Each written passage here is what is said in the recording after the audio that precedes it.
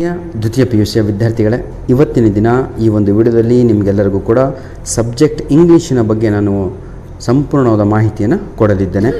ಧನ್ಯವಾದಗಳು. ನಿಮ್ಮ ಪ್ರೀತಿ ಸಹಕಾರ ಸದಾ ನಮ್ಮ ಜೊತೆ ಮುಂದುವರಿಯಲಿ. Welcome back to my another informative video. ನನ್ನ ಪ್ರೀತಿಯ ದ್ವಿತೀಯ PUC ವಿದ್ಯಾರ್ಥಿಗಳೇ, second year PUC students, exam 1 complete ಆಯಿತು, ಎಕ್ಸಾಮ್ 2 ಕೂಡ ಕಂಪ್ಲೀಟ್ ಆಗಿದೆ. ಈಗ ತಾವುಗಳು ವೇಟ್ ಮಾಡ್ತಾ ಇರುವಂಥದ್ದು ಎಕ್ಸಾಮ್ 3ಗಾಗಿ. ಈ ಎಕ್ಸಾಮ್ ಇಂಗ್ಲೀಷ್ 3 ಸ್ಪೆಷಲ್ಲಾಗಿ ಈ ವಿಡಿಯೋನ ನಾನು ಮಾಡುತ್ತಿರುವಂಥದ್ದು. ಚಾಪ್ಟರ್ ವೈಸ್ ಈಗಾಗಲೇ ನಾನು ಎಕ್ಸಾಮ್ 1ನಲ್ಲಿ ಏನು ಕೊಟ್ಟಿದ್ದರು, ಎಕ್ಸಾಮ್ 2ನಲ್ಲಿ ಏನು ಕೊಟ್ಟಿದ್ದರು, ಸೆಕೆಂಡ್ ಚಾಪ್ಟರ್ ಎಕ್ಸಾಮ್ 1ನಲ್ಲೇನು, ಎಕ್ಸಾಮ್ 2ನಲ್ಲೇನು, ಥರ್ಡ್ ಚಾಪ್ಟರ್ ಎಕ್ಸಾಮ್ 1ನಲ್ಲೇನು, ಎಕ್ಸಾಮ್ 2ನಲ್ಲೇನು ಅಂದ್ಬಿಟ್ಟು ಸಂಪೂರ್ಣವಾಗಿ ಅನಾಲಿಸಿಸನ್ನು ಮಾಡಿದ್ದೇನೆ. ಹಾಗಿದ್ರೆ ಎಕ್ಸಾಮ್ 1ನಲ್ಲಿ ಬಂದಂಥ ಪ್ರಶ್ನೆಗಳು ಎಕ್ಸಾಮ್ 3ನಲ್ಲಿ ಬರ್ತಾವಾ ಅನ್ನೋದ್ರ ಬಗ್ಗೆ ಡೌಟ್ ಇರ್ಬೋದು, ಅಥವಾ ನಿಮ್ಮ ತಲೆಯಲ್ಲಿ ಸಂಶಯಗಳು ಕೆಲವೊಂದು ಇರಬಹುದು. ಎಲ್ಲದೂ ಕೂಡ ಇದೇ ಒಂದು ವಿಡಿಯೋದಲ್ಲಿ ಸಂಪೂರ್ಣವಾದ ಮಾಹಿತಿಯನ್ನು ಕೊಡ್ತೇನೆ, ಹಾಗೂ ಡೌಟ್ಸ್ಗಳನ್ನು ಕ್ಲಿಯರ್ ಮಾಡ್ತಾ ಹೋಗ್ತೇನೆ. ಬನ್ನಿ, ಈಗ ಚಾಪ್ಟರ್ 1 ನಮ್ಮದು ಯಾವುದು ಅಂತ ಹೇಳಿದರೆ ರೋಮಿಯೋ ಆ್ಯಂಡ್ ಜೂಲಿಯೆಟ್ ಬರುತ್ತೆ. ಚಾಪ್ಟರ್ 1 ಯಾವುದು? Romeo and Juliet. ಹಾಗಿದ್ರೆ ರೋಮಿಯೋ ಆ್ಯಂಡ್ ಜೂಲಿಯೆಟ್ ಯಾಕೆ ಸರ್ ವಿಡಿಯೋ ಮಾಡ್ತಾ ಇದ್ದೀನಿ ಅಂತ ಹೇಳಿದರೆ, ಬಹಳ ಜನ ಕಮೆಂಟ್ಸ್ಗಳಲ್ಲಿ ಸರ್ ಇಂಗ್ಲೀಷ್ ಮಾಡಿ, ಎಕ್ಸಾಮ್ 3 ಇಂಗ್ಲೀಷ್ ಮಾಡಿ ಅಂತ ಇದ್ದೀರಾ. ಹಾಗಿದ್ರೆ ಚಾಪ್ಟರ್ 1 ರೋಮಿಯೋ ಆ್ಯಂಡ್ ಜೂಲಿಯೆಟಲ್ಲಿ ಏನು ಓದಬೇಕು ಅಂತ, ಯಾಕಂದರೆ ನಮ್ಮ ಎಕ್ಸಾಮ್ 1ನಲ್ಲಿ how did Juliet express her feelings towards Romeo ಅಂತ ಪ್ರಶ್ನೆ ಕೇಳಿದರು. ಎಷ್ಟು ಮಾರ್ಕ್ಸಿಗೆ ಕೇಳಿದರು ಅದು ಮುಖ್ಯ. 3 ಮಾರ್ಕ್ಸಿಗೆ ಕೇಳಿದರು. ಎಕ್ಸಾಮ್ 2ನಲ್ಲೂ ಕೂಡ 3 ಮಾರ್ಕ್ಸಿಗೆ ಕೇಳಿದ್ದಾರೆ. ಆದರೆ ಇಲ್ಲಿ ಏನು ಕೇಳಿದ್ದಾರೆ, ರೋಮಿಯೋ ಬಳಸಿದಂಥ ಇಮೇಜಸ್ಸು ಜೂಲಿಯೆಟನ್ನು ಹೊಗಳಲಿಕ್ಕೆ ಅಂತ. ಅಂದರೆ ಆಪೋಸಿಟ್ ನೋಡಿ, ಫಸ್ಟ್ ಎಕ್ಸಾಮಲ್ಲಿ ಜೂಲಿಯೆಟ್ ಏನಂತ ಹೇಳಿದ್ಲು ರೋಮಿಯೋಗೆ ಅಂತ 3 ಮಾರ್ಕ್ಸಿಗೆ ಕೇಳಿದ್ದಾರೆ. ಸೆಕೆಂಡ್ ಎಕ್ಸಾಮಲ್ಲಿ ರೋಮಿಯೋ ಟು ಜೂಲಿಯೆಟ್. ಹಾಗಾಗಿ ಇಲ್ಲಿರುವಂಥದ್ದೇ 2 ಪ್ರಶ್ನೆಗಳು ಪ್ರೀತಿಯ ವಿದ್ಯಾರ್ಥಿಗಳೇ. ಎರಡೂ ಕೂಡ ತಾವುಗಳು ಪರ್ಫೆಕ್ಟಾಗಿ ಓದಿಕೊಳ್ಳಬೇಕು.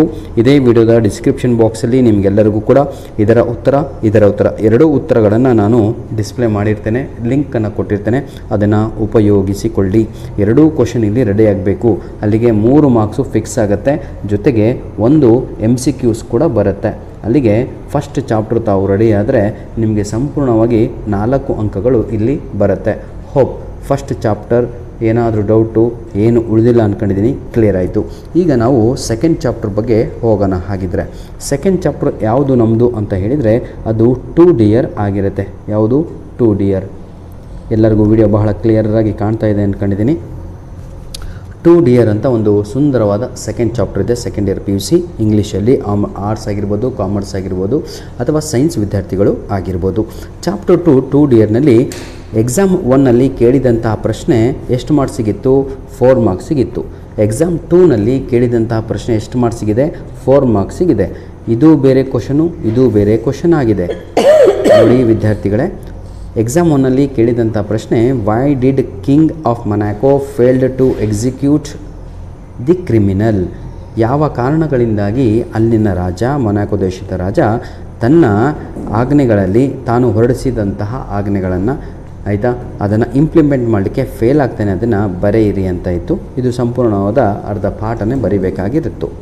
ಸೆಕೆಂಡ್ ಕ್ವಶನ್ನು ಅದು ಸ್ವಲ್ಪ ಹಾರ್ಟ್ ಕ್ವಶನ್ ಆಗಿತ್ತು. HOT ಹಾರ್ಟ್ ಕ್ವಶನ್ ಅಂತ ಕರಿತೀವಿ. ಹಾರ್ಟ್ ಕ್ವಶನ್ ಅಂತ ಹೇಳಿದರೆ ಸ್ವಲ್ಪ ವಿಮರ್ಶಾತ್ಮಕವಾಗಿ ಬರೆಯುವಂಥ ಪ್ರಶ್ನೆಗಳು ಆಗಿರ್ತವೆ. ನೋಡಿ, kinglet of Monaco retain the gaming house ಅಂತ ಇದೆ. ಹಾಗಂತ ಹೇಳಿದ್ರೇನು? ವೈ ಡಿಡ್ ದ ಕಿಂಗ್ಲೆಟ್ ಅಂದರೆ ಇಂತಹ ಪ್ರಶ್ನೆಗಳು ಬಂದಾಗ ವಿದ್ಯಾರ್ಥಿಗಳು ಬರೆಯುವಂಥದ್ದು ಸ್ವಲ್ಪ ಕಷ್ಟ ಆಗಿರುತ್ತೆ. ಈಗ ನನ್ನ ಪ್ರಕಾರ ಈ ಒಂದು ಪಾಠದಿಂದ ನಿಮಗೆ 100%, 100% ಚಾನ್ಸಸ್ಸು ಯಾವ ಪ್ರಶ್ನೆಗಳು ಬರ್ತವೆ ಅಂತ 2 ಪ್ರಶ್ನೆಗಳನ್ನು ಕೊಡ್ತೇನೆ ಇಲ್ಲಿ. 2 ಪ್ರಶ್ನೆಗಳು, ಆ 2 ಪ್ರಶ್ನೆಗಳು ರೆಡಿಯಾಗಿ ಎಕ್ಸಾಮ್ 3 ಫಿಕ್ಸು. ಈ 2 ಪ್ರಶ್ನೆಗಳು ಚಾಪ್ಟರ್ 1ನಲ್ಲಿ ಹೇಳಿದೆ ನಿಮಗೆ ಏನು ಓದಬೇಕು ಅಂತ. ಈಗ ಚಾಪ್ಟರ್ 2ನಲ್ಲಿ ಹೇಳ್ತಾ ಇದ್ದೇನೆ. ನೋಡಿ ವಿದ್ಯಾರ್ಥಿಗಳೇ, ಒಂದು ಪ್ರಶ್ನೆ ರೈಟ್ ಎ ನೋಟ್ ಆನ್, ಇನ್ನೊಂದು ಪೇಪರ್ ತಗೊಂಡ್ರೆ ಒಳ್ಳೆಯದಾಗತ್ತೇನೋ ಅಂತ ಅನ್ನಿಸ್ತಾ ಇದೆ. ವೇಟ್.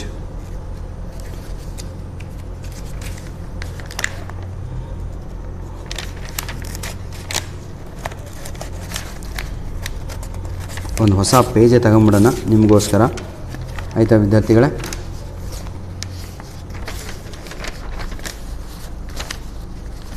ಎಸ್, ಒಂದು ಪೇಜಲ್ಲಿ ಈಗ ನಿಮಗೆ ಬರುವಂಥ ಪ್ರಶ್ನೆಗಳು, ಯಾಕಂದರೆ ಕೆಲವೊಬ್ಬರಿಗೆ ಉಚ್ಚಾರಣೆ ದೋಷ ಅಥವಾ ಕೇಳುವ ದೋಷಗಳು ಇರ್ತವೆ, ಬರ್ತೋರಿಸಿದ್ರೇ ನಿಮಗೆ ಸ್ವಲ್ಪ ಖುಷಿ ಆಗುತ್ತೆ. ಚಾಪ್ಟರ್ 2ನಲ್ಲಿ ಈಗ 2 ಡಿಯರ್ ಪಾಠದಿಂದ ಯಾವ ಪ್ರಶ್ನೆ ಬರ್ಬೋದು ಅಂತ ಇದೆ ಅಲ್ವಾ. ನನ್ನ ಪ್ರಕಾರ right a note on Monaco ದೇಶದ ಬಗ್ಗೆ ಬರೆಯಿರಿ. ನನ್ನ ಪ್ರಕಾರ 90% ಈ ಪ್ರಶ್ನೆ ನಿಮ್ಮ ಆ್ಯನ್ಯುವಲ್ ಎಕ್ಸಾಮ್ 3ಗೆ ಬರ್ಬೋದು. ಇನ್ನೊಂದು ಪ್ರಶ್ನೆ ಯಾವುದು ಅಂತ ಹೇಳಿದರೆ, ಇನ್ನೊಂದು ಪ್ರಶ್ನೆ ದಟ್ ಈಸ್ ಏನಂತೀರ, ಅದು ನಿಮ್ಮ 2D ಪಾಠದಲ್ಲಿ ಫಸ್ಟ್ ಜಡ್ಜ್ಮೆಂಟು, ಆಯಿತಾ, ಜಡ್ಜ್ಮೆಂಟ್ ಆಲ್ರೆಡಿ ಕೊಟ್ಟಿದ್ದಾರೆ. ಈಗ why did criminal did not run away from the prison. ನೋಡಿ ವಿದ್ಯಾರ್ಥಿಗಳೇ, ಈ ಪ್ರಶ್ನೆ ಎಕ್ಸಾಮ್ 1ನಲ್ಲೂ ಬಂದಿಲ್ಲ, ಎಕ್ಸಾಮ್ 2ನಲ್ಲೂ ಬಂದಿಲ್ಲ. ಈ ಪ್ರಶ್ನೆ ಕೂಡ ಎಕ್ಸಾಮ್ 1 ಇಲ್ಲ, ಎಕ್ಸಾಮ್ 2 ಕೂಡ ಇಲ್ಲ. ಈ ಪ್ರಶ್ನೆ 95% ಚಾನ್ಸಸ್ ಇದೆ, ಈ ಪ್ರಶ್ನೆ 90% ಚಾನ್ಸಸ್ ಇದೆ. ನಿಮ್ಮ ಆ್ಯನ್ಯುವಲ್ ಎಕ್ಸಾಮ್ 3 ಏನು ಬರೀಲಿಕ್ಕೆ ಹೋಗ್ತಾ ಇದ್ದೀರೋ ಮುಂದಿನ ತಿಂಗಳು, ಅದರಲ್ಲಿ ಈ ಪ್ರಶ್ನೆಗಳು ಬರುವ ಸಾಧ್ಯತೆ ಜಾಸ್ತಿ ಇದೆ. Clear all of you? ಈಗ ಇದನ್ನು ಸೈಡಿಗೆ ಇಡೋಣ. ಬನ್ನಿ ಈಗ ಚಾಪ್ಟರ್ 3 ಬಗ್ಗೆ ನಾವು ನೋಡೋಣ. ಚಾಪ್ಟರ್ 3 ಯಾವುದು ಅಂತ ಹೇಳಿದರೆ ಅದು ಆನ್ ಚಿಲ್ಡ್ರನ್ ಆಗಿರುತ್ತೆ. ಯಾವುದು ಪಾಠ? ಆನ್ ಚಿಲ್ಡ್ರನ್, ಹೌದಲ್ವಾ? ಕಾಣ್ತಾ ಇದೆ ಅಂದ್ಕೊಂಡಿದ್ದೀನಿ ಸಂಪೂರ್ಣವಾಗಿ, ಬಹಳ ಕ್ಲಿಯರಾಗಿ. ಆನ್ ಚಿಲ್ಡ್ರನ್ ಪದ್ಯ. ಹಾಗಿದ್ದರೆ ಆನ್ ಚಿಲ್ಡ್ರನ್ ಪದ್ಯದಲ್ಲಿ ಎಕ್ಸಾಮ್ 1ನಲ್ಲಿ ಏನು ಕೊಟ್ಟಿದ್ದರು, ಎಕ್ಸಾಮ್ 2ನಲ್ಲಿ ಏನು ಕೊಟ್ಟಿದ್ದರು, ಎಷ್ಟು ಮಾರ್ಕ್ಸ್ ಇದೆ, ಸಂಪೂರ್ಣವಾಗಿ ಇಲ್ಲೇ ಬರೆದಿದ್ದೀನಿ ನೋಡಿ. Parents should not be possessive. ಮಕ್ಕಳನ್ನು ಕುರಿತು ಪೇರೆಂಟ್ಸ್ ಯಾವುದೇ ಕಾರಣಕ್ಕೂ ಪೊಸೆಸಿವ್ ಆಗಬಾರ್ದು, ಆಯಿತಾ. ಇದು 4 ಮಾರ್ಕ್ಸಿಗೆ ಕೇಳಿದರು. ಅಡ್ವೈಸ್ ಟು ಪೇರೆಂಟ್ಸ್, ಯಾವ ರೀತಿಯಾಗಿ ಖಲೀಲ್ ಗಿಬ್ರಾನ್ ಅಥವಾ ಪ್ರವಾದಿಯವರು ಪೋಷಕರಿಗೆ ಅಡ್ವೈಸನ್ನು ಕೊಟ್ಟರು, ಅದು ಕೂಡ 4 ಮಾರ್ಕ್ಸಿಗಿದೆ. ಇದರ ಅರ್ಥವೇನು? ಆನ್ ಚಿಲ್ಡ್ರನ್ ನೀವು ರೆಡಿ ಆಗಿಬಿಟ್ರೆ ನಿಮಗೆ 4 ಮಾರ್ಕ್ಸು ಫಿಕ್ಸು, 4 ಮಾರ್ಕ್ಸ್ ಫಿಕ್ಸು. ಏನು ರೆಡಿ ಆಗಬೇಕು? ನಾನು ಇದೇ ವಿಡಿಯೋದ ಡಿಸ್ಕ್ರಿಪ್ಷನ್ ಬಾಕ್ಸಲ್ಲಿ ನಿಮಗೆ ಈ ಆನ್ ಚಿಲ್ಡ್ರನ್ಗೆ ಏನೇ ಪ್ರಶ್ನೆ ಕೇಳಿದರೂ ಉತ್ತರವನ್ನು ಏನು ಬರೀಬೇಕು ಅನ್ನೋದನ್ನು ಇದೇ ವಿಡಿಯೋದ ಡಿಸ್ಕ್ರಿಪ್ಷನ್ ಬಾಕ್ಸಲ್ಲಿ ಲಿಂಕನ್ನು ನೀಡಿರ್ತೇನೆ. ಅದನ್ನು ಕ್ಲಿಕ್ ಮಾಡಿ ಗಟ್ ಹೊಡಿಬೇಕು, ಅದನ್ನು ಕ್ಲಿಕ್ ಮಾಡಿ ಬರೆದು ಪ್ರಾಕ್ಟೀಸ್ ಮಾಡಿ. ಕ್ಲಿಯರ್? ನೋಡಿ, ರೋಮಿಯೋ ಆ್ಯಂಡ್ ಜೂಲಿಯೆಟ್ಗೂ ಹೇಳಿದೆ ನಾನು ಏನು ಮಾಡಬೇಕು ಅಂತ, ಆನ್ ಚಿಲ್ಡ್ರನ್ಗೂ ಹೇಳಿದೆ, 2Dಯರಿಗೆ ಈ ಪ್ರಶ್ನೆಗಳನ್ನು ನೀಡಿದ್ದೆ. ಈಗ ನಾವು ಚಾಪ್ಟರ್ 4 ಕಡೆಗೆ ಹೋಗ್ತಾ ಇದ್ದೀವಿ ವಿದ್ಯಾರ್ಥಿಗಳೇ. ಚಾಪ್ಟರ್ 4ಅನ್ನು ಈಗ ನಾವು ನೋಡೋಣ. ಚಾಪ್ಟರ್ 4 ಯಾವುದು ಅಂತ ಹೇಳಿದರೆ, ನೀವು ಬಹಳ ಡಿಫಿಕಲ್ಟು ಅಂತ ಕೂತ್ಕೊಂಡಿದ್ದೀರಲ್ವ, ಆ ಪಾಠ ಆಗಿರುತ್ತೆ. ಹಾಗಿದ್ರೆ ಎಕ್ಸಾಮ್ 1ನಲ್ಲಿ ಇದು 5 ಮಾರ್ಕ್ಸಿಗೆ ಕೇಳಿದರು. 5 ಮಾರ್ಕ್ಸಿಗೆ ಒಂದು 3 ಮಾರ್ಕ್ಸು ಅರ್ತ್ ಯೂನಿವರ್ಸಿಟಿ ಅಂತ ಕೇಳಿದರು. ಚಿಪ್ಕೋ ಮೂಮೆಂಟ್ ಬಗ್ಗೆ 2 ಮಾರ್ಕ್ಸಿಗೆ ಕೇಳಿದರು, ಆಯಿತಾ. ಚಿಪ್ಕೋ ಮೂಮೆಂಟು, ಇಲ್ಲಿ ಚಿಪ್ಕೋ ಮೂಮೆಂಟು 4 ಮಾರ್ಕ್ಸಿಗೆ ಕೇಳಿದರು. ಎಲ್ಲಿ? ಎಕ್ಸಾಮ್ 2ನಲ್ಲಿ. ಇದರ ಅರ್ಥವೇನು ಅಂತ ಹೇಳಿದರೆ, ಈಗ ಚಿಪ್ಕೋ ಮೂಮೆಂಟು 2 ಸಲ ರಿಪೀಟ್ ಆಗಿಬಿಟ್ಟಿದೆ. ಯಾವುದೇ ಕಾರಣಕ್ಕೂ ನಿಮ್ಮ ಆ್ಯನ್ಯುವಲ್ ಎಕ್ಸಾಮ್ 3ನಲ್ಲಿ ಚಿಪ್ಕೋ ಮೂಮೆಂಟ್ ಬರುವ ಸಾಧ್ಯತೆ 90% ಇಲ್ಲ, ಆಯಿತಾ. ಆದರೆ ಇಲ್ಲಿ ಒಂದು ಇಂಪಾರ್ಟೆಂಟ್ ಕ್ವಶನ್ ಇತ್ತು, ಆ ಕ್ವಶನನ್ನು ಕೇಳಿಲ್ಲ. ಅದು ಯಾವುದು ಅಂತ ಹೇಳಿದರೆ, ಆಯಿತಾ, ಚಾಪ್ಟರ್ 4 ನಾನು ಮಾತಾಡುತ್ತಿರುವಂಥದ್ದು ಚಾಪ್ಟರ್ 4 ವಿದ್ಯಾರ್ಥಿಗಳೇ. ಯಾವುದು? ವಂದನ ಶಿವ.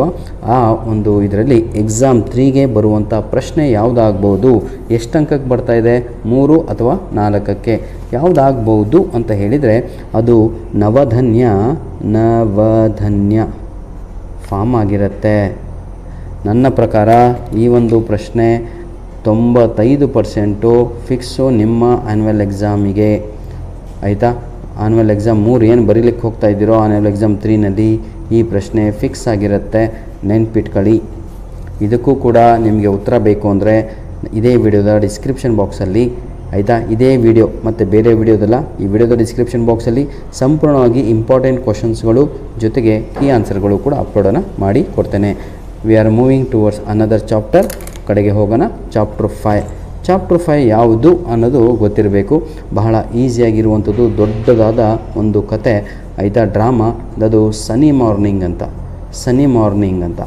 ಇಲ್ಲಿ ಬನ್ನಿ ಸರ್, ಇಲ್ಲಿ ಎಕ್ಸಾಮ್ 1ನಲ್ಲಿ ಎಷ್ಟು ಮಾರ್ಕ್ಸಿಗೆ ಕೇಳಿದರು, ಎಕ್ಸಾಮ್ 2ಗೆ ಎಷ್ಟು ಮಾರ್ಕ್ಸ್ ಕೇಳಿದ್ದಾರೆ ಅನ್ನೋದು ಮುಖ್ಯ. ನೋಡಿ, ಎಕ್ಸಾಮ್ 1, ಎಕ್ಸಾಮ್ 2 6 ಮಾರ್ಕ್ಸಿಗೆ ಎಕ್ಸಾಮ್ 1ನಲ್ಲಿ ಕೇಳಿದ್ದಾರೆ, ಇಲ್ಲೂ ಕೂಡ 6 ಮಾರ್ಕ್ಸಿಗೆ ಕೇಳಿದ್ದಾರೆ.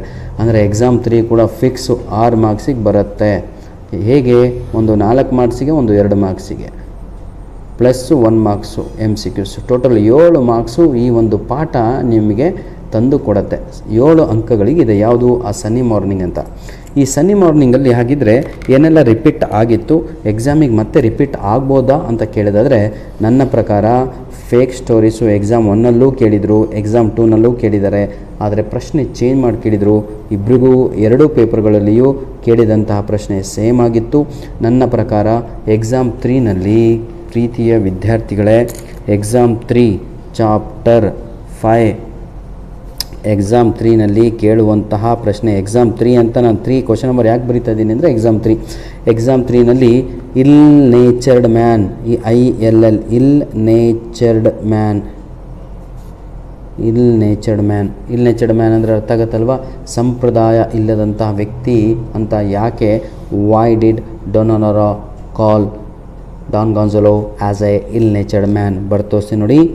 ವೈ ಡಿಡ್, ಸ್ವಲ್ಪ ಬೇಗ ಮುಗಿಸೋಣ, Donalaro call Don Gonzalo as a ill natured man. ನನ್ನ ಪ್ರಕಾರ ಈ ಒಂದು ಪ್ರಶ್ನೆ 90% ಚಾನ್ಸಸ್ ಇದೆ, ಯಾಕಂದರೆ ಎಕ್ಸಾಮ್ 1ನಲ್ಲೂ ಕೇಳಿಲ್ಲ, ಎಕ್ಸಾಮ್ 2ನಲ್ಲೂ ಕೇಳಲಿಲ್ಲ. ಹಾಗಾಗಿ ಪ್ರೀತಿಯ ವಿದ್ಯಾರ್ಥಿಗಳೇ, ಈ ಒಂದು ಪ್ರಶ್ನೆ ತಾವುಗಳು ರೆಡಿ ಆಗಲೇಬೇಕು. ಇದೇ ವಿಡಿಯೋದ ಡಿಸ್ಕ್ರಿಪ್ಷನ್ ಬಾಕ್ಸಲ್ಲಿ ನಿಮಗೆ ಇದರ ಆನ್ಸರ್ ಕೂಡ ನಾನು ರೆಡಿ ಮಾಡಿ ಕೊಡುತ್ತೇನೆ. ಈಗ ಚಾಪ್ಟರ್ 6 ನಾವು ಮೂವ್ ಆಗ್ತಾಯಿದ್ದೀವಿ. ಚಾಪ್ಟರ್ 6ಅಲ್ಲಿ ಆಯಿತಾ, ಇದು ವೆನ್ ಯು ಆರ್ ವರ್ಡ್ ಅಂತ ಇರುವಂಥ ಒಂದು ಪಾಠ. ಇದು ನಿಮಗೆ ಪದ್ಯ. ಈ ಪದ್ಯದಲ್ಲಿ ನಿಮಗೆ ಪದೇ ಬೇರೆ ಪ್ರಶ್ನೆಗಳನ್ನು ಕೇಳ್ತಾಯಿದ್ದಾರೆ. 2 ಮಾರ್ಕ್ಸಿಗೆ ಕೇಳುವಂಥದ್ದು. ಎಕ್ಸಾಮ್ 1ನಲ್ಲೂ ಕೂಡ 2 ಮಾರ್ಕ್ಸಿಗೆ ಕೇಳಿದರು, ಎಕ್ಸಾಮ್ 2ನಲ್ಲೂ ಕೂಡ 2 ಮಾರ್ಕ್ಸಿಗೆ ಕೇಳಿದ್ದಾರೆ. ನೀವು ಸ್ಕಿಪ್ ಮಾಡಬೇಕು ಅಂದರೆ ಈ ಒಂದು ಪೋಯಮನ್ನು ಸ್ಕಿಪ್ ಮಾಡ್ಬೋದು. ಯಾವುದಿದು, ಅದಕ್ಕೆ ರೆಡ್ಡಿಂಗಲ್ಲಿ ಬರೀತಾ ಇದ್ದೀನಿ, ವೆನ್ ಯು ಆರ್ ವರ್ಡ್. ಆದರೆ ಸ್ಕೋರ್ ಮಾಡುವವರು ದಯವಿಟ್ಟು ಸ್ಕಿಪ್ ಮಾಡಿಬಿಡಿ. ಬರೇ ಪಾಸ್ ಆಗಬೇಕು, ಬರೇ ನಾನು ಸ್ವಲ್ಪ ಅಂಕಗಳು ಬಂದರೆ ಸಾಕು ನನಗೆ, ಅಂತಹ ವಿದ್ಯಾರ್ಥಿಗಳು, ನನಗೆ ಇಂಗ್ಲೀಷೇ ಬರಲ್ಲ ಅನ್ನುವವರು ಈ ಪದ್ಯವನ್ನು ಸ್ಕಿಪ್ ಮಾಡಬಹುದು. ಆದರೆ ಈ ಪದ್ಯ ಲವ್ ಪೋಯಮ್ ಕಂಡ್ರೆ ಭಾಳ ಈಸಿಯಾಗಿ ಇರುವಂಥದ್ದು, ಕ್ಲಿಯರ್. ಈಗ ನಾವು ಕೊನೆಯ ಒಂದು ಭಾಗದಲ್ಲಿದ್ದೀವಿ, ಅಂದರೆ ಹಾಫ್ ಪೋರ್ಷನ್ ಇಲ್ಲಿ ಕಂಪ್ಲೀಟ್ ಆಗುತ್ತೆ. ಚಾಪ್ಟರ್ 7 ನನ್ನ ಪ್ರೀತಿಯ ವಿದ್ಯಾರ್ಥಿಗಳೇ, ಈ ಪಾಠದ ಹೆಸರು ಗಾರ್ಡನರ್ ಅಂತ ಬರುತ್ತೆ, ನೆನ್ಪಿಟ್ಕೊಳ್ಳಿ. ತಮ್ಮಣ್ಣ ಬಸವಯ್ಯ ಗಾರ್ಡನರ್, ಆಯಿತಾ. ಗಾರ್ಡನರ್ ಅಂದರೆ ಏನು, ಮಾಲಿ ಅಂತ.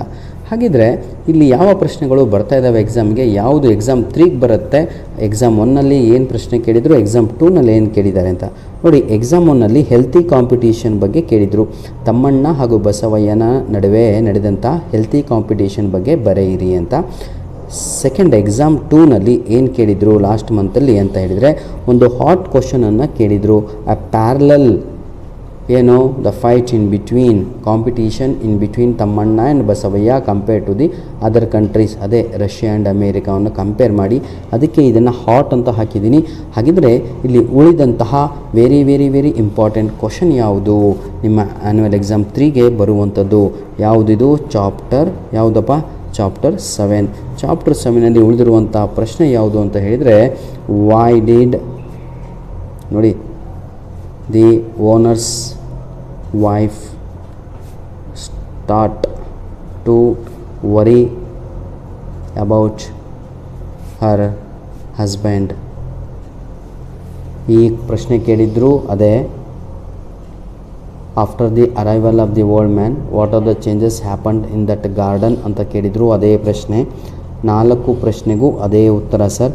ಈ ವಿಡಿಯೋದ ಡಿಸ್ಕ್ರಿಪ್ಷನ್ ಬಾಕ್ಸಲ್ಲಿ ಚಾಪ್ಟರ್ 7 ಅಂತ ಹಾಕಿ, ಈ ಪ್ರಶ್ನೆ ಆಲ್ 4 ಕ್ವಶನ್ಸ್ ಸೇಮ್ ಆನ್ಸರ್ ಅಂತ ಒಂದು ಟೈಟಲ್ ಹಾಕಿಬಿಟ್ಟು ಲಿಂಕನ್ನು ಕೊಟ್ಟಿರ್ತೇನೆ, ಅದನ್ನು ಉಪಯೋಗಿಸಿಕೊಂಡು ಕಲಿಯಿರಿ. ನನ್ನ ಪ್ರಕಾರ ಈ ಒಂದು ಪ್ರಶ್ನೆ ನಿಮ್ಮ ಎಕ್ಸಾಮಿಗೆ ಬರುವಂಥದ್ದು ಸುಮಾರು ಒಂದು 95% ಚಾನ್ಸಸ್ ಇದೆ. ಯಾಕಂದರೆ ಎಕ್ಸಾಮ್ 1ನಲ್ಲೂ ಕೇಳಲಿಲ್ಲ, ಎಕ್ಸಾಮ್ 2ನಲ್ಲೂ ಕೇಳಲಿಲ್ಲ. ಈ ಪ್ರಶ್ನೆ ಬಹಳ ಇಂಪಾರ್ಟೆಂಟ್ ಆಗಿರುವಂತಹ ಪ್ರಶ್ನೆ ಆಗಿರುತ್ತೆ. ಇಲ್ಲಿಗೆ ಸಂಪೂರ್ಣವಾಗಿ ಅರ್ಧ ಟೆಕ್ಸ್ಟ್ ಬುಕ್ಕನ್ನು ನಾವು ಕಂಪ್ಲೀಟ್ ಮಾಡಿದ್ವಿ. ಈಗ ಚಾಪ್ಟರ್ 8ನ ನಾವು ಡಿಸ್ಕಷನ್ ಮಾಡೋಣ. ಚಾಪ್ಟರ್ 8 ಯಾವುದು ಅಂತ ಹೇಳಿದರೆ, ಮೋಸ್ಟ್ ಡಿಫಿಕಲ್ಟ್ ಪದ್ಯ ಸರ್, ನಮಗೆ ಅರ್ಥನೇ ಆಗಿಲ್ಲ ಇಲ್ಲಿವರೆಗೂ ಅಂತ. ಅಯ್ಯೋ ದೇವರೇ, ಯಾಕ್ರೆ ಅರ್ಥ ಆಗಲಿಲ್ಲ. ಹುಟ್ಟಿನಿಂದ ಹಿಡಿದು ಸಾವಿನವರೆಗೆ ಹೇಳುವಂತಹ ಈ ಒಂದು ಪದ್ಯ ಆಗಿರುತ್ತೆ. ಹುಟ್ಟಿನಿಂದ ಹಿಡಿದು, ಆಯಿತಾ, ಫ್ರಮ್ ಬರ್ತ್ ಟು ಡೆತ್ ಅಂತ, to the foot from is child. ಇದು ಒಂದು ಕವಿತೆ, ಪದ್ಯ, ಪೋಯಮ್ ಆಗಿರುತ್ತೆ. ಇದನ್ನು ಪೋಮ್ ಅಂತ ಕರಿತೀವಿ. Clear my dear? ಹಾಗಿದ್ರೆ ಎಕ್ಸಾಮ್ 1ನಲ್ಲಿ 3 ಮಾರ್ಕ್ಸಿಗೆ ಕೇಳಿದರು, ಎಕ್ಸಾಮ್ 2ನಲ್ಲೂ ಕೇಳಿದರು, ಎಕ್ಸಾಮ್ 3ನಲ್ಲೂ ಇದೇ ಕ್ವಶನ್ ಕೇಳ್ತಾರೆ. ಇದಕ್ಕೇನೂ ಇಲ್ಲ ಆನ್ಸರು. ಇದರ ಸಮ್ಮರಿಯನ್ನು ತಾವುಗಳು ಎಕ್ಸಾಮ್ 3ನಲ್ಲಿ ಬರಿಬೇಕಾಗಿರುತ್ತೆ. ಇಷ್ಟು ಈಸಿಯಾದಂತಹ ಪ್ರಶ್ನೆ ತಾವುಗಳು ಬಿಡಲೇಬಾರದು. ಎಕ್ಸಾಮ್ 1ನಲ್ಲೂ ಸಮ್ಮರಿ ಕೇಳಿದ್ದಾರೆ, ಎಕ್ಸಾಮ್ 2ನಲ್ಲೂ ಸಮ್ಮರಿ ಕೇಳಿದ್ದಾರೆ, ಎಕ್ಸಾಮ್ 3ನಲ್ಲೂ ಕೇಳ್ತಾರೆ. ನನ್ನ ಪ್ರಕಾರ ಇದೇ ಪ್ರಶ್ನೆ ನಿಮಗೆ 100% ನಿಮ್ಮ ಆ್ಯನ್ಯುವಲ್ ಎಕ್ಸಾಮ್ 3ನಲ್ಲಿ ಇದ್ದೇ ಇರುತ್ತೆ. ಇದರ ಆನ್ಸರಿನ ಲಿಂಕನ್ನು ಕೂಡ ಇದೇ ವಿಡಿಯೋದ ಡಿಸ್ಕ್ರಿಪ್ಷನ್ ಬಾಕ್ಸಲ್ಲಿ ನಾನು ನೀಡ್ತೇನೆ. ಈಗ ನಾವು ಚಾಪ್ಟರ್ 9 ನೋಡೋಣ. ಚಾಪ್ಟರ್ 9 ನೋಡೋದಾದರೆ ಇದು ಬಹಳ ಈಸಿಯಾಗಿರುವಂಥ ಪಾಠ. ಅದು ಬುಕ್ಸಿನ ಬಗ್ಗೆ ಇದೆ. ಬುಕ್ಸ್ ವಿಲ್ ನೆವರ್ ಡಿಸಪಿಯರ್ ಅಂತ ನಿಮಗೆ ಚಾಪ್ಟರ್ 9 ಒಂದು ಪಾಠ ಇದೆ. ಆ ಒಂದು ಪಾಠದಲ್ಲಿ ಈಗ ಎಕ್ಸಾಮ್ 1ನಲ್ಲಿ 5 ಮಾರ್ಕ್ಸಿಗೆ ಕೇಳಿದರು, ಎಕ್ಸಾಮ್ 2ನಲ್ಲಿ ಬರೀ 3 ಮಾರ್ಕ್ಸಿಗೆ ಕೇಳಿದ್ದಾರೆ. ಹಾಗಿದ್ರೆ ಇಲ್ಲಿ ಉಳಿದಂತಹ ಪ್ರಶ್ನೆಗಳು ಯಾವುದು ಇಂಪಾರ್ಟೆಂಟು ಅಂತ ತಾವುಗಳು ಕೇಳ್ಬೋದು. ಎಕ್ಸಾಮ್ 1ನಲ್ಲೂ ಪೊಯೆಟ್ರಿ ಕೇಳಿದರು, ಎಕ್ಸಾಮ್ 2ನಲ್ಲೂ ಕೂಡ ಪೊಯೆಟ್ರಿ ಕೇಳಿದ್ದಾರೆ. ನೋಡಿ, ಪೊಯೆಟ್ರಿ. ಎಕ್ಸಾಮ್ 1ನಲ್ಲಿ ಬರೀ 3 ಮಾರ್ಕ್ಸಿಗೆ ಕೇಳಿದ್ದಾರೆ, ಎಕ್ಸಾಮ್ 2ನಲ್ಲಿ 5 ಮಾರ್ಕ್ಸು. ಹಾಗಿದ್ರೆ ಎಕ್ಸಾಮ್ 3ನಲ್ಲಿ ಯಾವ ಪ್ರಶ್ನೆಗಳು ಬರ್ತವೆ ಅನ್ನೋದು ನಮಗೆ ಡೌಟ್ ಆಗಿದೆ.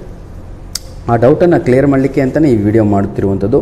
ಸ್ವಲ್ಪ ಇಂಗ್ಲೀಷ್ ವಿಡಿಯೋಗಳು ಲೆಂತಿ ಆಗ್ತಾ ಇರುತ್ತೆ, ಟೆನ್ಷನ್ ತಗೋಬಾರ್ದು.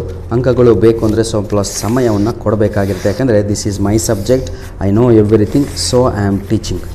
ಆಯಿತಾ? ಈಗ ಬೇರೆ ಸಬ್ಜೆಕ್ಟ್ ಇಟ್ಕೊಂಡು ಈ ರೀತಿಯಾಗಿ ಎಕ್ಸ್ಪ್ಲನೇಷನ್ ಮಾಡಲಿಕ್ಕಾಗಲ್ಲ.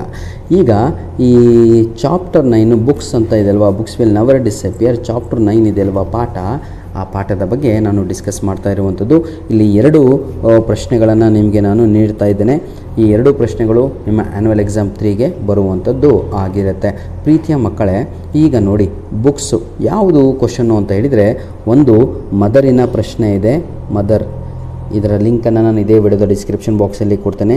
ವೆರಿ ಇಂಪಾರ್ಟೆಂಟ್ ಕ್ವಶನ್ ಇದು. ಇನ್ನೊಂದು ಬ್ಲೈಂಡ್ನೆಸ್ ಬಗ್ಗೆ ಒಂದು ಕ್ವಶನ್ ಇದೆ, what is blindness to you ಅಂತ.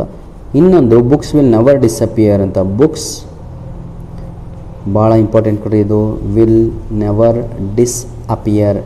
ನನ್ನ ಪ್ರಕಾರ ಈ ಪ್ರಶ್ನೆ ನಿಮ್ಮ ಆ್ಯನ್ಯುವಲ್ ಎಕ್ಸಾಮ್ 3ಗೆ ಬರ್ಬೋದು. ಇದು ಈ ಎರಡರಲ್ಲಿ ಒಂದು ಪ್ರಶ್ನೆ ಫಿಕ್ಸು ನಿಮ್ಮ ಆ್ಯನ್ಯುವಲ್ ಎಕ್ಸಾಮ್ 3ನಲ್ಲಿ ಈ ಒಂದು ಪ್ರಶ್ನೆ ಫಿಕ್ಸ್ ಆಗಬಹುದು. ಹಾಗಾಗಿ ಇದೇ ವಿಡಿಯೋದ ಡಿಸ್ಕ್ರಿಪ್ಷನ್ ಬಾಕ್ಸಲ್ಲಿ ಈ ಪ್ರಶ್ನೆಗಳಿಗೆ ಉತ್ತರವನ್ನು ಕೂಡ ನಾನು ಕೊಟ್ಟಿರ್ತೇನೆ. ದಯವಿಟ್ಟು ಮೆಮೊರೈಸ್ ಮಾಡಿ, ದಯವಿಟ್ಟು ಬರೆದು ಕಲಿಯಿರಿ. ಈಗ ನಾವು ಚಾಪ್ಟರ್ 10ನಲ್ಲಿ ಇದ್ದೀವಿ. ಎಲ್ಲ ಪಾಠಗಳನ್ನು ರಿವೈಸ್ ಮಾಡ್ತಾ ಇದ್ದೇನೆ. ಈಗ ಚಾಪ್ಟರ್ 10ನಲ್ಲಿ ಇದ್ದೀವಿ. ಇದು ಯಾವ ಪದ್ಯ ಅಂತ ಹೇಳಿದರೆ, heaven if you are not there on this earth, ಕುವೆಂಪುರವರು. ನೋಡಿ ವಿದ್ಯಾರ್ಥಿಗಳೇ, ಈಗ ಎಕ್ಸಾಮ್ 1ನಲ್ಲಿ ಬರೀ 2 ಮಾರ್ಕ್ಸಿಗೆ ಕೇಳಿದರು, ಎಕ್ಸಾಮ್ 2ನಲ್ಲಿ 3 ಮಾರ್ಕ್ಸಿಗೆ ಕೇಳಿದ್ದಾರೆ. 100% ಎಕ್ಸಾಮ್ 3ನಲ್ಲಿ ಇದು 3 ಮಾರ್ಕ್ಸಿಗೆ ಫಿಕ್ಸ್ ಕ್ವಶನ್. ನಿಮಗೆ ಆನ್ಸರ್ ಏನು ಅಂತ ಹೇಳಿದರೆ, ಈ ಪದ್ಯದ ಸಮ್ಮರಿಯನ್ನು ತಾವುಗಳು ಬರೀಲೇಬೇಕು. ಬಹಳ ಈಸಿಯಾಗಿರುವಂಥ ಇದು ಪದ್ಯ ಆಗಿರುತ್ತೆ. ಕುವೆಂಪುರವರು ಬರೆದಿರುವಂಥ ಪದ್ಯ. ಸ್ವರ್ಗವೇ ಭೂಮಿಯೊಳಲಿರದಿರ ನೀನು ಬೇರೆಲ್ಲಿರುವೆ ಅಂತ ಅರ್ಥ. Oh heaven if you are not there on this earth where else could you be ಅನ್ನುವಂಥದ್ದು ಇಂಗ್ಲೀಷಲ್ಲಿ ಇರುವಂಥದ್ದು. ಬಹಳ ಈಸಿ. ಇದೇ ವಿಡಿಯೋದ ಡಿಸ್ಕ್ರಿಪ್ಷನ್ ಬಾಕ್ಸಲ್ಲಿ ಇದರ ಆನ್ಸರನ್ನು ಕೊಟ್ಟಿರ್ತೇನೆ. ಏನೇ ಕೇಳಿದರೂ ಎಕ್ಸಾಮ್ 3ನಲ್ಲಿ ಹೆವನ್ ಅಂತ ಬಂತು ಕ್ವಶನಲ್ಲಿ, ಗೀಚಿ ಇಡಬೇಕು. 3 ಮಾರ್ಕ್ಸಿಗಾರ ಬರಲಿ, 4 ಮಾರ್ಕ್ಸಿಗಾರ ಬರಲಿ, ನನ್ನ ಪ್ರಕಾರ ಮತ್ತೆ 3 ಮಾರ್ಕ್ಸಿಗೆ ಬರುವಂಥದ್ದು ಈ ಪ್ರಶ್ನೆ ನೆನಪಿರಲಿ. ಈಗ ನಾವು ಚಾಪ್ಟರ್ 11 ಕಡೆಗೆ ಇದ್ದೀವಿ. ವಿದ್ಯಾರ್ಥಿಗಳೇ, ವಿಡಿಯೋ ಲೆಂತಿ ಆದರೆ ಬೇಜಾರಾಗಿಬಿಡಿ. ಸ್ಕಿಪ್ ಮಾಡಿದರೆ ನಿಮ್ಮ ಅಂಕಗಳು ಕೂಡ ಸ್ಕಿಪ್ ಆಗ್ತವೆ. ನೋಡಿ ಏನು ಮಾಡ್ತೀರಾ ಅಂತ. ಚಾಪ್ಟರ್ 11 ಅದು ಯಾವುದು ಅಂತ ಹೇಳಿದರೆ, ಅರ್ಧ ಪಾಠ ಜಪಾನ್ ಬಗ್ಗೆ ಇದೆ, ಅರ್ಧ ಪಾಠ ಬ್ರೆಜಿಲ್ ಬಗ್ಗೆ ಇದೆ. ಈಗ ನೋಡಿ, ನಾನು ನಿಮಗೆ ಹೇಳುವಂಥ ಪ್ರಶ್ನೆಗಳೇ ಎಕ್ಸಾಮ್ 1ನಲ್ಲೂ ಬಂತು, ಎಕ್ಸಾಮ್ 2ನಲ್ಲೂ ಬಂತು. ಈಗ ಎಕ್ಸಾಮ್ 3 ಬರೀಬೇಕಾಗಿರುವಂಥದ್ದು. ಎಕ್ಸಾಮ್ 1ನಲ್ಲಿ 3 ಮಾರ್ಕ್ಸಿಗಿತ್ತು, ಎಕ್ಸಾಮ್ 2ನಲ್ಲೂ 3 ಮಾರ್ಕ್ಸಿಗಿದೆ. ಬರೀ ಜಪಾನ್ ಕೇಳಿದ್ದಾನೆ, ನೆನ್ಪಿಟ್ಕೊಳ್ಳಿ. ಎಕ್ಸಾಮ್ 1ನಲ್ಲೂ ಜಪಾನು, ಎಕ್ಸಾಮ್ 2ನಲ್ಲೂ ಜಪಾನು. ಬ್ರೆಜಿಲ್ ಬಗ್ಗೆ ಕೇಳೇ ಇಲ್ಲ. ಆದರೆ ಬ್ರೆಜಿಲ್ಲು ಇಂಗ್ಲೀಷ್ ಕಷ್ಟ ಇದ್ದವರಿಗೆ ನಿಜವಾಗಿಯೂ ಕಷ್ಟನೇ ಅದು ಆನ್ಸರ್ ಬರೆಯಲಿಕ್ಕೆ. ಆದರೆ ಜಪಾನ್ ಬಗ್ಗೆ ಕೇಳಿದರೆ ಇವೇ ಪ್ರಶ್ನೆಗಳು ಬರ್ತವೆ. ಹಾಗಾಗಿ ನನ್ನ ಪ್ರೀತಿಯ ವಿದ್ಯಾರ್ಥಿಗಳೇ, ಸ್ಕಿಪ್ ಮಾಡುವಂಥ ವಿದ್ಯಾರ್ಥಿಗಳು, ಇಂಗ್ಲೀಷ್ ಡಿಫಿಕಲ್ಟ್ ಅಂತ ಭಾವಿಸಿದಂತಹ ವಿದ್ಯಾರ್ಥಿಗಳು ದಯವಿಟ್ಟು ಆಯಿತಾ ಸ್ಕಿಪ್ ಮಾಡಬೇಕು ಅಂತ ಬಯಸಿದರೆ ಇದು ಯಾವುದು ಬ್ರೆಜಿಲ್ ಅಷ್ಟೇ ಸ್ಕಿಪ್ ಮಾಡಿ. Clear all of you? ಓದುವವರು ಬ್ರೆಜಿಲ್ ರೆಡಿಯಾಗಿ ಎಕ್ಸಾಮ್ 3ಗೆ ಫಿಕ್ಸು. ಈಗ ನಾವು ಕೊನೆಯ ಪಾಠಗಳಲ್ಲಿದ್ದೇವೆ, ಚಾಪ್ಟರ್ 12 ವಿದ್ಯಾರ್ಥಿಗಳೇ. ಚಾಪ್ಟರ್ 12 ಎಲ್ಲರಿಗೂ ಕೂಡ ಕಾಣ್ತಾ ಇದೆ ಅಂದ್ಕೊಂಡಿದ್ದೀನಿ.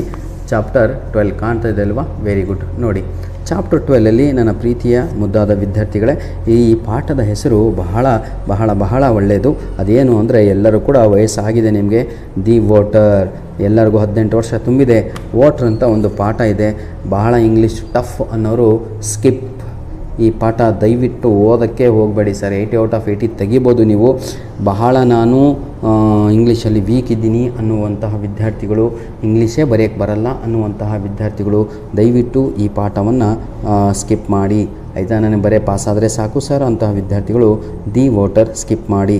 ನೋಡಿ, ಎಕ್ಸಾಮ್ 1ನಲ್ಲಿ ಹಾರ್ಟ್ ಕ್ವಶನ್ ಬಂದಿತ್ತು, ಅದು 4 ಮಾರ್ಕ್ಸಿಗಿತ್ತು. ಎಕ್ಸಾಮ್ 2ನಲ್ಲೂ ಕೂಡ ಹಾರ್ಟ್ ಕ್ವಶನ್ ಕೇಳಿದರು, 3 ಮಾರ್ಕ್ಸಿಗಿದೆ.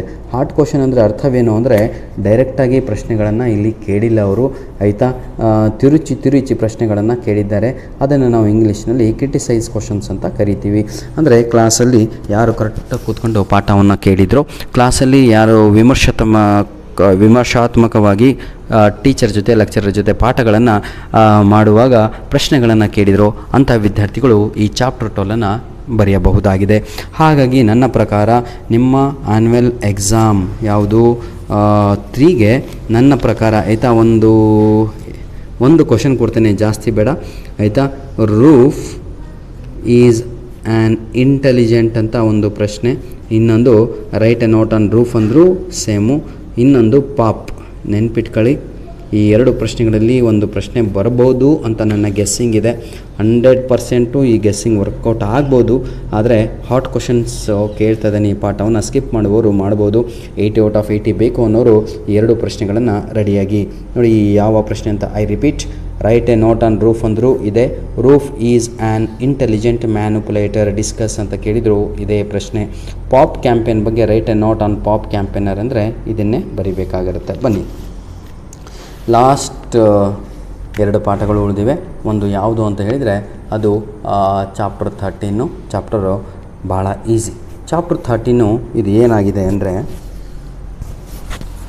Wear there is a wheel ಅಂತ ಒಂದು, where WHERE, where there is a wheel, ಆಯಿತಾ? ಈ ವೇರ್ ದೇರ್ ಈಸ್ ಎ ವೀಲನ್ನು ನಾವು ನೋಡೋದಾದರೆ ಪ್ರೀತಿಯ ವಿದ್ಯಾರ್ಥಿಗಳೇ, ನೋಡಿ, ಎಕ್ಸಾಮ್ 1ನಲ್ಲಿ 4 ಮಾರ್ಕ್ಸಿಗೆ ಕೇಳಿದ್ದಾರೆ, ಎಕ್ಸಾಮ್ 2ನಲ್ಲೂ ಕೂಡ 4 ಮಾರ್ಕ್ಸಿಗೆ ಕೇಳಿದ್ದಾರೆ, ಆಯಿತಾ? ಇದರ ಅರ್ಥವೇನು? ಎಕ್ಸಾಮ್ 3 ಕೂಡ ಫಿಕ್ಸು 4 ಮಾರ್ಕ್ಸಿಗೆ ಈ ಒಂದು ಪಾಠದಿಂದನೇ ಪ್ರಶ್ನೆ ಬರುತ್ತೆ.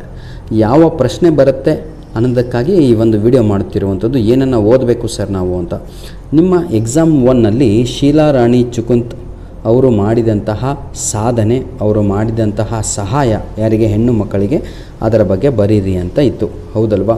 ನೋಡಿ, ನನ್ನ ಪ್ರಕಾರ ನಿಮ್ಮ ಆ್ಯನ್ಯುವಲ್ ಎಕ್ಸಾಮ್ 3ಗೆ, ನನ್ನ ಪ್ರಕಾರ ಆ್ಯನ್ಯುವಲ್ ಎಕ್ಸಾಮ್ 3ಗೆ, ಆಯಿತಾ, ಯಾವುದುದು ವೀಲ್ ಪಾಠದಿಂದ ಯಾವ ಪ್ರಶ್ನೆ ಬರ್ಬೋದು ಅಂತ ಬರಿತೀನಿ. Changes in the life of changes cycle, CYCಯಲ್ಲಿ ಸೈಕಲ್ನಿಂದ changes in the life of rural Pudukkottai women, ಅಥವಾ how did cycle boost boost the income of rural women. ಈ 2 ಕ್ವಶನಿಗೂ ಸೇಮ್ ಉತ್ತರ ಸರ್, 2 ಕ್ವಶನಿಗೂ ಸೇಮ್ ಉತ್ತರ ಆಗಿರುತ್ತೆ ನನ್ನ ವಿದ್ಯಾರ್ಥಿಗಳೇ. ಈಗ ನಾವು ಕೊನೆಯ ಪಾಠದಲ್ಲಿ ಇದ್ದೇವೆ. ಲಾಸ್ಟ್ ಚಾಪ್ಟರ್ ಅದು ಯಾವುದು ಅಂತ ಹೇಳಿದರೆ ವಾಟರ್. ಎಲ್ಲ ಮುಗಿದ ಮೇಲೆ ನೀರು ಕುಡಿಬೇಕೀಗ ಎಲ್ಲರೂ ಕೂಡ. ವಾಟರ್ ಅಂತ ಒಂದು ಪದ್ಯ ಇದೆ, ಆದರೆ ಹಿಂದಿನ ಕಾಲದಲ್ಲಿ ಆ ನೀರಿಗೂ ಕೂಡ ಧರ್ಮವನ್ನು ನೋಡ್ತಾಯಿದ್ರು, ನೀರಿಗೂ ಕೂಡ ಜಾತಿಯನ್ನು ನೋಡ್ತಾಯಿದ್ರು. ಅದೇ ಈ ಒಂದು ಪದ್ಯ ನಮಗೆ ಸಂಪೂರ್ಣವಾಗಿ ತಿಳಿಸ್ಕೊಡುತ್ತೆ. ಈ ಪದ್ಯವನ್ನು ಬರೆದವರು ಪೊಯೆಟೆಸಸ್ ಅಂತ ಬರೀಬೇಕು ಎಕ್ಸಾಮಲ್ಲಿ, ಚಲ್ಲಾಪಿಲ್ಲಿ ಸ್ವರೂಪ ರಾಣಿ ಅಂತ. ಎಕ್ಸಾಮ್ 1ನಲ್ಲಿ 3 ಮಾರ್ಕ್ಸಿಗೆ ಕೇಳಿದರು, ಎಕ್ಸಾಮ್ 2ನಲ್ಲಿ ಕೇವಲ 2 ಮಾರ್ಕ್ಸಿಗೆ ಕೇಳಲಾಗಿದೆ. ಹಾಗಿದ್ರೆ ಎಕ್ಸಾಮ್ 3ನಲ್ಲಿ ಎಷ್ಟು ಮಾರ್ಕ್ಸಿಗೆ ಬರ್ಬೋದು ಸರ್? ಫಿಕ್ಸ್ ಕ್ವಶನ್ ಇದು 3 ಮಾರ್ಕ್ಸಿಗೆ. ಒಂದು ಸಮ್ಮರಿ ರೆಡಿಯಾಗಿ, ವಾಟ್ರ್ ಪದ್ಯದ ಸಮ್ಮರಿಯನ್ನು ರೆಡಿಯಾಗಿ, ಏನೇ ನಿಮಗೆ ಕೇಳಲಿ ಪ್ರಶ್ನೆ 3 ಮಾರ್ಕ್ಸಲ್ಲಿ 4 ಮಾರ್ಕ್ಸಲ್ಲಿ ಈ ಒಂದು ವಾಟ್ರ್ ಪದ್ಯದಿಂದ ಇದನ್ನು ತಾವುಗಳು 3 ಮಾರ್ಕ್ಸಿಗಾಗಲಿ 4 ಮಾರ್ಕ್ಸಿಗಾಗಲಿ ಇದರ ಸಮ್ಮರಿಯನ್ನು ಬರೆಯಿರಿ. ಇಲ್ಲಿ ನೋಡಿ, ಇಲ್ಲಿ ಒಂದು ಹಳ್ಳಿಯನ್ನು ಸುಡಲಾಗತ್ತೆ, ಯಾಕೆ ಅದರ ಬಗ್ಗೆ ಬರೀರಿ ಅಂತ ಇದೆ. ಅದು 2 ಮಾರ್ಕ್ಸಿಗೆ ಕೇಳಿದ್ದಾರೆ. ಆ ಹಳ್ಳಿಯ ಹೆಸರು ಮಲಾಪಲೆ ವಿಲೇಜ್ ಅಂತ. ಯಾಕೆ ಅಂತ ಹೇಳಿದರೆ ಬಿಕಾಸ್ ಆಫ್ ವಾಟರ್ ಅಂತ ಅಷ್ಟೇ. ಚಲ್ಲಾಪಿಲ್ಲಿ ಸ್ವರೂಪರಾಣಿಯವರು ತಮ್ಮ ಮೆಮೊರೀಸ್ಗಳನ್ನು ಯಾವ ರೀತಿಯಾಗಿ ರೀಕಾಲ್ ಮಾಡ್ಕೊಳ್ತಾರೆ ನೀರನ್ನು ನೋಡಿದಾಗ ಅಂತ ಬರೆಯಿರಿ ಅಂತ. ಅದು ಕೂಡ ಅಷ್ಟೇ ಪಾಠದ ಸಮ್ಮರಿನೇ ಆಗಿರುತ್ತೆ. ಇಲ್ಲಿ ಏನೂ ಇಲ್ಲ, ಇಡೀ ಪದ್ಯದಲ್ಲಿ ಸಂಪೂರ್ಣವಾಗಿ ಸಮ್ಮರಿ ರೆಡಿ ಆಗಿಬಿಟ್ರೆ ಈಸಿಯಾಗಿ ಬರೀತೀರಾ. ಧನ್ಯವಾದಗಳು. ನಿಮ್ಮ ಪ್ರೀತಿ ವಿಶ್ವಾಸ ಸದಾ ನನ್ನ ಜೊತೆ ಮುಂದೆವರೆಯಲಿ. ಮುಂದಿನ ಭಾಗದಲ್ಲಿ ನನ್ನ ಪ್ರೀತಿಯ ವಿದ್ಯಾರ್ಥಿಗಳೇ, ಒಂದು ಪಾಠನೂ ನನಗೆ ಬರಲ್ಲ ಸರ್, ನಾನು ಇಂಗ್ಲೀಷಲ್ಲಿ ಫೇಲ್ ಆಗ್ತೀನಿ ಅಂತ ಮತ್ತೆ ಡೌಟ್ ಆಗ್ತಾಯಿದೆ ಈ ವಿಡಿಯೋ ನೋಡಿದ ಮೇಲೂ. ಅಂತಹ ವಿದ್ಯಾರ್ಥಿಗಳಿಗೆ ನಾನು ಹೇಳುವಂಥದ್ದು ಇಷ್ಟೇ. ಏನು ಹೇಳ್ತಾ ಇದ್ದೀನಿ ಅಂದರೆ, ಇದಿಷ್ಟು ಓದಿದರೆ ನಿಮಗೆ ಬರುವಂಥದ್ದು ನೀಟಾಗಿ ಇಲ್ಲಿ ಬರೆದು ತೋರಿಸ್ತೀನಿ ನೋಡಿ. 1 ಅಂಕದ 10 ಪ್ರಶ್ನೆಗಳು ಅಂದರೆ MCQs ಹೌದಲ್ವಾ. 2 ಮಾರ್ಕ್ಸು 3 ಕ್ವಶನ್ಸ್ಗಳನ್ನು ಬರೀಬೇಕು, ಅಲ್ಲಿಗೆ 6 ಅಂಕಗಳು ಬಂತು. ನಂತರದಲ್ಲಿ 3 ಅಂಕದ 4 ಪ್ರಶ್ನೆಗಳನ್ನು ಬರೀಬೇಕು, 12 ಅಂಕ ಬಂತು. ನಂತರದಲ್ಲಿ 4 ಅಂಕದ 3 ಪ್ರಶ್ನೆಗಳನ್ನು ಬರೀಬೇಕು, ಅಲ್ಲಿಗೆ ಎಷ್ಟು ಮಾರ್ಕ್ಸ್ ಆಯಿತು ಅಂತ ಹೇಳಿದರೆ 40 ಮಾರ್ಕ್ಸ್ ಆಯಿತು. ಕ್ಯಾಲ್ಕುಲೇಷನ್ ಎಲ್ಲರಿಗೂ ಬರುತ್ತೆ ಅಂದ್ಕೊಂಡಿದ್ದೀನಿ. 6 4 10 0 1 10 1 2 3 4 40 ಮಾರ್ಕ್ಸ್ ಆಯಿತು. ವಾಟ್ ಡಸ್ ಇಟ್ ಮೀನ್ ನೋಡಿ, 14 ಪಾಠಗಳನ್ನು ಓದಿ ತಾವುಗಳು 40 ಅಂಕಗಳನ್ನು ತೆಗಿಬೇಕಾಗಿರುತ್ತೆ. ಇಲ್ಲಿ ನನ್ನ ವಿದ್ಯಾರ್ಥಿಗಳೇ, ಇದೇನು ಬರಲ್ಲ ಸರ್ ನನಗೆ, ನನ್ನ ಮೈಂಡು ಹೀಗೆ 0 ಇದೆ ಇಂಗ್ಲೀಷಲ್ಲಿ ಅಂತಹ ವಿದ್ಯಾರ್ಥಿಗಳು ದಯವಿಟ್ಟು ಇದನ್ನು ಟಚ್ಚೇ ಮಾಡಬೇಡಿ. ನಿಮಗಾಗಿ ಇನ್ನೊಂದು ವಿಡಿಯೋದಲ್ಲಿ ನಾನು ಸಂಪೂರ್ಣವಾಗಿ ಆಯಿತಾ ಇನ್ನು 40 ಮಾರ್ಕ್ಸಿಗೆ ಏನು ಬರುತ್ತೋ ನಿಮ್ಮ ಎಕ್ಸಾಮಿಗೆ ಅದನ್ನು ನಾನು ನಿಮಗೆ ಮಾಡಿಕೊಡ್ತೇನೆ ಅಂತ ಹೇಳ್ತಾ ಆ ಒಂದು ಭರವಸೆಯೊಂದಿಗೆ ಈ ಒಂದು ವಿಡಿಯೋವನ್ನು ಮುಗಿಸ್ತಾ ಇದ್ದೇನೆ. ನಿಮ್ಮ ಪ್ರೀತಿ ವಿಶ್ವಾಸ ಸದಾ ನಮ್ಮ ಜೊತೆ ಇರಲಿ. ದಯವಿಟ್ಟು ನಿಮಗೆ ಈ ವಿಡಿಯೋ ಹೆಲ್ಪ್ ಆಗ್ತಾ ಇದೆ, ನಿಜವಾಗಿಯೂ ನನ್ನ ಜೀವನ ಚೇಂಜ್ ಆಗುತ್ತೆ ಅಂತಹ ವಿದ್ಯಾರ್ಥಿಗಳು ನನಗೂ ಕೂಡ ಹೆಲ್ಪ್ ಮಾಡಿ sir. Please share our videos as much as possible through social media, Facebook, ನಿಮ್ಮ Twitter, Instagram. I want use all those things. ದಯವಿಟ್ಟು ನಿಮ್ಮಿಂದ ನನಗೆ ಏನು ಬೇಕು ಅಂದರೆ ಅದು ಒಂದೇ ಬೇಕಾಗಿರೋದು. Please share our videos as much as possible before exam 3. ಪ್ರತಿಯೊಬ್ಬರು ಕೂಡ ಪಾಸ್ ಆಗಬೇಕು, ಪ್ರತಿಯೊಬ್ಬರು ಕೂಡ ಒಳ್ಳೆಯ ಅಂಕಗಳು ತೆಗಿಬೇಕು ಅನ್ನುವಂಥದ್ದು ನಮ್ಮ ಒಂದು ಯೂಟ್ಯೂಬ್ ಚಾನಲಿನ ಉದ್ದೇಶ ಆಗಿದೆ. Specially our YouTube channel is meant for English. ಧನ್ಯವಾದಗಳು ಪ್ರೀತಿಯ ವಿದ್ಯಾರ್ಥಿಗಳೇ. All the best for your annual exam 3. God bless you all.